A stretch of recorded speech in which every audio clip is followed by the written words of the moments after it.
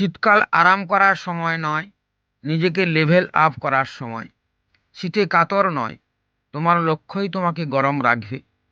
যারা শীতে পড়াশোনা করে তারাই পরীক্ষায় এগিয়ে যায়। শীতকালে অলসতা, ঘুম আর কম্বল যেন আমাদেরকে থামাতে না পারে। যারা শীতকে অজুহাত বানায় তারাই পিছিয়ে যায়।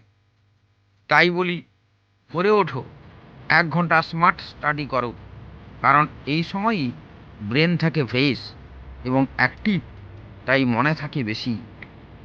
কখনো লম্বা সেশন নয়, মাত্র 30 মিনিট পড়ো, 5 মিনিট হাঁটো, আবার পড়া শুরু করো। কম্বলে শুয়ে নয়, টেবিলে বসে পড়ো। গরম পোশাক, ভালো আলো, অ্যাক্টিভ মাইন্ড। মোবাইল অফ করো, নোটিফিকেশান বন্ধ করো। প্রতিদিন ছোট ছোট টার্গেট ঠিক করো, আর সেই চ্যাপ্টার শেষ করো। এই শীতকালই তোমার পরিবর্তনের সময়।